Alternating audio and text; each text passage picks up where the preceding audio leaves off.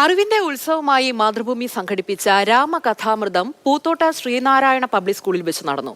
ജീവിതാനുഭവങ്ങളുമായി ബന്ധപ്പെട്ട ഗുണപാഠ കഥകൾ കുട്ടികൾക്ക് പകർന്നു നൽകിയാണ് പരിപാടി സംഘടിപ്പിച്ചത്. ആധ്യാത്മിക പ്രഭാഷകൻ പള്ളിക്കൽ സുനിൽ പ്രഭാഷണം നടത്തി. ഗുണപാഠങ്ങൾ പകർന്നു നൽകി അറിവും വെളിച്ചവുമേകി രാമകഥാമൃതം പരിപാടി അരങ്ങേറിയത് പൂത്തോട്ട ശ്രീനാരായണ പബ്ലിക് സ്കൂളിനായിരുന്നു.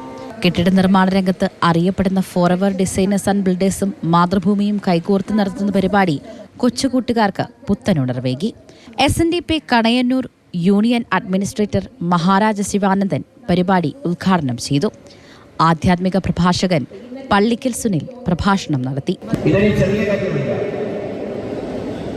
ഈ നടക്കുന്നത് ഇവിടെ ഇരിക്കുന്ന കുട്ടികളുടെ ജീവിതത്തിലെ ഏറ്റവും മുഖ്യമായ ഒരു മുഹൂർത്തമാണ്. ഞാനൊരു പ്രഭാഷകൻ ആകുന്നത് മാതൃഭൂമിയിലൂടെയാണ്. ഒപ്പം എന്റെ വീടിന് മുന്നിലുള്ള ശ്രീ നാരായണ ഗുരുദേവ മന്ദിരത്തിലൂടെയാണ്. വിവിധ മേഖലകളിൽ മികവ് നേടിയ സ്കൂളിലെ വിദ്യാർത്ഥികളെ ചടങ്ങിൽ മാതൃഭൂമി ആദരിച്ചു. രാമായണ പ്രശ്നോത്തരിയിൽ ചോദ്യങ്ങൾക്ക് ഉത്തരം നൽകിയ വിദ്യാർത്ഥികൾക്ക് സമ്മാനങ്ങൾ നൽകി.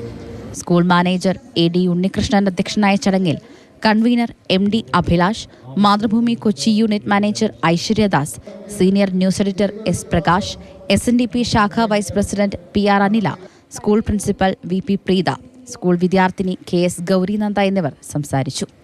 മാതൃഭൂമി ന്യൂസ്, കൊച്ചി.